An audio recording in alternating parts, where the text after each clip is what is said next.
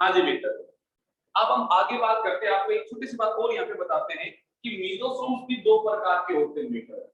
एक मीजोसोम होता है सेप्टल मीजोसोम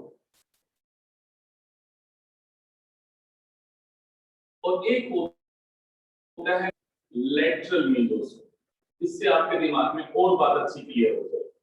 जरा मेरे वर्ड को सुनना, मैं क्या बता रहा हूँ बेटा जी आप लोगों को। मैं ये कह रहा हूँ कि मीजोसोम्स भी दो प्रकार के। कैसे कैसे बेटा जी? एक का मैंने नाम रखा वो है सेप्टल मीजोसोम, एक का नाम क्या है बेटा जी यहाँ पे? लेटरल। नाम तो समझ के देखते हैं। सेप्टल जो डोरिंग द डिवीजन सेप्टा बनाएगा, उसे डिवाइड करने में हेल्प करेगा। मैं ऐसे वाले को क्या बोलूंगा बेटा जी यहाँ पे? सेप्टल। तो मैं एक बात कह सकता हूँ कि सर ये वाले जो फंक्शन है ना, नीचे वाले फंक्शन, मतलब ये जो प्रोवाइड करता है अटैचमेंट साइट, इसको बेटा जी यहाँ पे न्यूक्लियोइड को, और आप कह सकते हो सर जो रेप्लिकेशन में हेल्प करता है और उसके डिस्ट्रीब्यूशन में हेल्प करता है, और सर वो यहाँ पे उसके डिवीजन में हेल्प करता है, सेल वॉल को फॉर्मेशन में हेल्प करता है। इस वाले को मैं कह दूंगा ये वाला जो है बेटा जी, ये कौन सा है बेटा जी यहाँ पे? अपना सेप्टल मीजोसोम कहलाएगा। क्या कहलाएगा ये वाला? यहाँ पे सेप्टल कहलाएगा। लेटरल जो लेटरल साइडों में होगा, मतलब इस साइडों में होगा, उसका काम सेप्टा फॉर्मेशन नहीं होगा बेटा जी। तो सर ये क्या करेगा? इसके पास होगा ये वाला, मतलब ये अपने पास एंजाइम्स भी इंक्लोज करेगा बेटा जी यहाँ पे, और भैया जी ये यहाँ पे रेस्पिरेशन में हेल्प करेगा। हमने ये दो नाम किस व्यापी बोले? हमने पहले आपको बताया मीजोसोम क्या होता है, उसके क्या हो सकते हैं। अब मैंने ये बताया लोकेशन के लिए व्यापी कि बैक्टीरिया के सेल में कैसी लोकेशन है और कैसा फंक्शन कौन करता है, उसके व्यापी ने दो नाम रख दिए। जो इस तरह वर्टिकली होता है सेल के डिवीजन में हेल्प, इसके पास ऐसे एंजाइम है जो रेप्लिकेशन में हेल्प कर रहे हैं बेटा जी, वो क्या बोलते हैं हमने बेटा जी यहाँ पे? सेप्टल। जिसके पास रेप्लिकेशन वाले एंजाइम नहीं है, वो डीएनए को प्रोवाइड नहीं करेगा अटैचमेंट साइट, उसके पास क्या है बेटा जी? Respiratory enzyme. तो भाई उसका काम है खाली फूड का ब्रेक डाउन करना। तो मैं ऐसे वाले को क्या कह दूंगा बेटा जी यहाँ पे? वो कहलाएगा लेटरल मीजोसोम। क्या ये दोनों नाम स्पेसिफाई होते हैं सबके दिमाग में बेटा जी? Yes sir. Yes sir. बाकी लोग Vansh, Kasera, Lakshya, Charu? Yes sir. Yes sir. Okay, एक मिनट को बोलिए। हाँ जी बेटा, कुछ कह रहे हो? हाँ जी, किसी का कोई डाउट था क्या बेटा?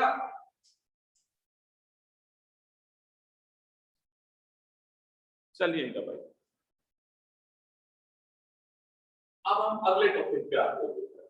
हमारा मीजोसोम वाला टॉपिक खत्म होता है। अब हम कहते हैं बेटा जी यहाँ पे स्ट्रक्चर होता है राइबोसोम। स्ट्रक्चर किसका होता है? तो अब राइबोसोम को समझना जरा।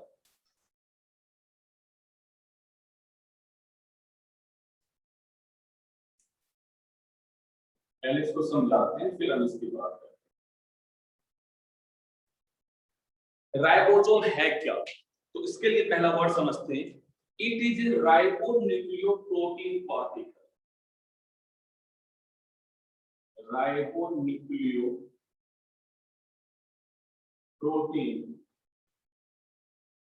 पार्टिकल।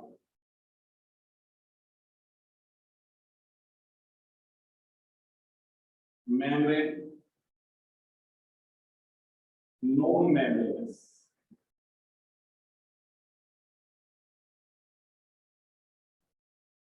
ये कैसा है यहाँ पे? Non membranes. इसका फंक्शन क्या है बेटा जी? Known as protein family.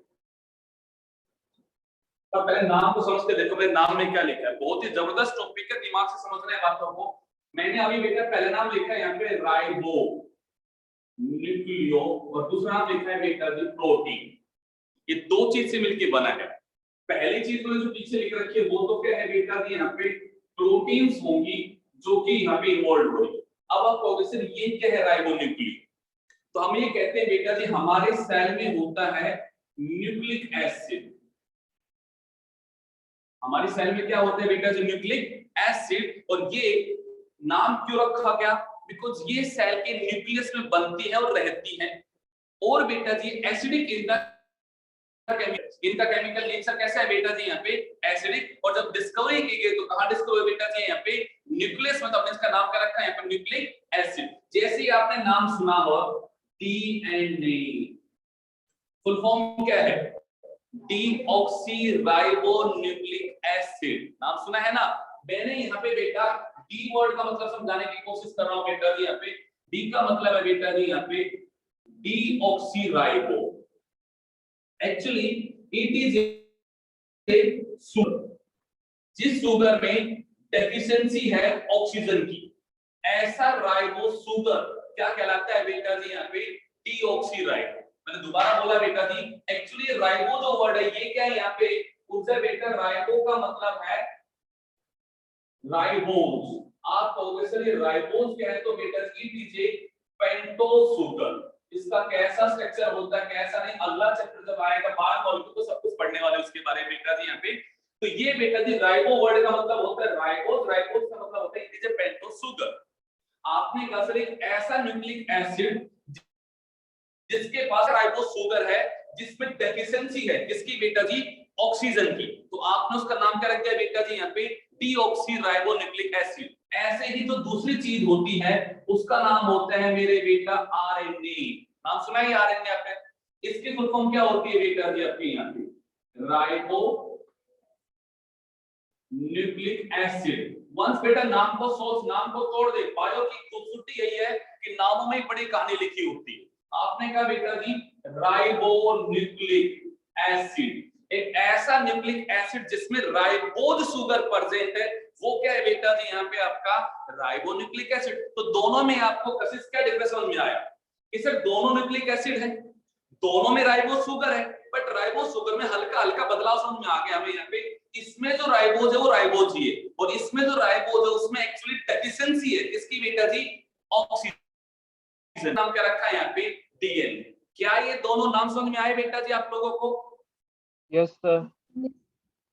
ये बाकी लोग लक्ष्य, दुष्यंत, आशुतोष बेटा क्लास में हो तो रिस्पॉन्ड करो। Charu yes sir. Yes. हाँ जी बेटा। अब उसी मार अब हमने कहा बेटा जी डीएनए जो होता है ये हमारी सेल का जेनेटिक मटेरियल जिसके पास सारी जेनेटिक इंफॉर्मेशन। बट कभी सोच के देखो ये डीएनए काम कैसे करता है? क्या डीएनए के हाथ पर तो चल के जा रहा है? ये डीएनए काम कैसे करता है? तो ये डीएनए अपने आप को एक्सप्रेस करता है, अपना काम कराता है। किसको बनवा के बेटा जी यहाँ पे आरएनए को बनवा।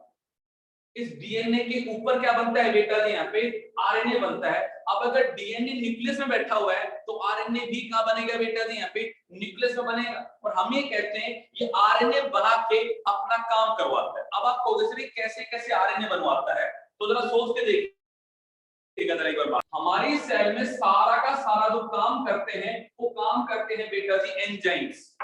मैं अभी पूरी एक नाम बोलता हूं आपको यहाँ पे एंजाइम, तो आपके दिमाग में क्लिक होना चाहिए एंजाइमर लाइक द कैटलिस्ट। जैसे आप केमिस्ट्री में कहते हो कि सर एक रेडियो रिएक्शन को करवाने के लिए कुछ ऐसे एलिमेंट्स होते हैं जो उस रिएक्शन को फास्ट करते हैं, वो कभी इन्वॉल्व नहीं होते, बस वो सिर्फ रिएक्शन को क्या करते हैं फास्ट करते हैं, स्पीड अप करते हैं। तो आपने कहा ऐसे ही हमारी बॉडी में भी कैटलिस्ट होते हैं, हमारी सेल में भी कैटलिस्ट होते हैं। वो कैटलिस्ट का नाम क्या होता है बेटा जी यहाँ पे enzyme. Enzyme are the biocatalyst, enzyme are दी।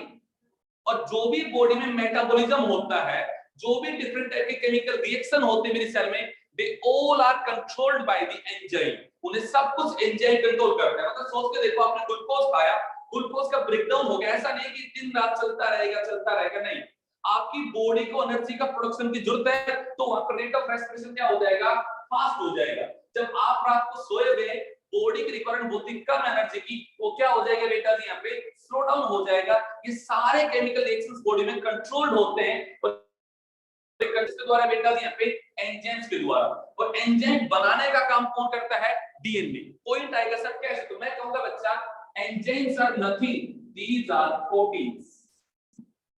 ये एक्चुअली क्या है बेटा जी प्रोटीन्स है जो एंजाइम की तरह बिहेव करते हैं और एक रिएक्शन को सेल की एक्टिविटी को क्या करते हैं बेटा जी यहाँ पे कंट्रोल करते हैं। क्या ये बात सबके दिमाग में सेट हुई कि सेल में मेटाबॉलिज्म फ्री नहीं होता है बेटा, उसे कंट्रोल करते हैं हमारे enzyme. And enzyme are the biocatalyst, और एंजाइम किसके बने होते हैं? प्रोटीन के बने होते हैं। क्या यहां तक की बात समझ में आई मेरे बेटा सबको? Yes, sir. Yes, sir. Yes. Okay okay. अब हमने कहा सर ये डीएनए कैसे कंट्रोल करता है, तो हमने कहा देखो डीएनए को बनवाना है प्रोटीन। अब आप इसको इस तरह समझ के देखो, आपकी मम्मा को किचन में कुछ सामान खत्म हो गया, उसे दुकान से वो सामान मंगवाना है, तो क्या तरीका अपनाएंगे? वो आपकी चिट्ठी लिख के देंगी, चिट्ठी मींस एक पर्ची बना के देंगी, उस पे लिखा होगा सामान के भाई घर में ये चाहिए मुझे। आपने वो स्लिप ले जाके दुकानदार को दे दी। अब मैं पूछूं आपसे, उस स्लिप ने क्या काम किया? उसने मम्मी का मैसेज उस दुकानदार को दे दिया। मम्मी को क्या चाहिए घर में, उस दुकानदार के पास वो मैसेज हो गया, वो स्लिप लेके गई उस मैसेज। Getting my point? वहां पे उस दुकान में एक बंदा होता है काम करने वाला, छोटू जिसे ऐसे कहते रहते हो, एक लड़का काम करने वाला है, वो उस पर्ची को पढ़ता है, ये चाहिए, वो सामान उठा के काउंटर से लेके आता है और उस सामान को लाके मेन काउंटर पर रख देता है। फिर वहां सामने बैठे हैं लाला जी, वो क्या करेंगे, उस सामान को पैक कर देंगे पॉली बैग में और लिस्ट लगा देंगे रेट की और आपको हैंड ओवर कर देंगे। सही बात है, ऐसा ही काम सेल में होता है। सबसे पहले ये जो डीएनए जनाब है, इसके पास इंफॉर्मेशन है कि एंजाइम बनाना है। एंजाइम किसका बना होता है? प्रोटीन का। प्रोटीन बनाने का काम कौन करेगा? राइबोसोम। तो भाई कैसा प्रोटीन बनाऊं, कैसा प्रोटीन बनाऊं, मुझे बताओ, मुझे वो इंफॉर्मेशन दो। तो इसने क्या किया, अपने ऊपर बनाया एक आरएनए, और हमने उस आरएनए का नाम रखा बेटा जी एमआरएनए। शॉर्ट फॉर्म हमने बोली मैसेंजर आरएनए। तो क्या अब आप बता सकते हो बेटा जी मैसेंजर आरएनए क्या होगा? अभी गुड़िया एमआरएनए क्या है? सर जो मैसेज प्रोवाइड करेगा डीएनए को। yes that carry the message from DNA to the ribosome for the protein synthesis. once हाँ की ना? अरे बोलो भाई।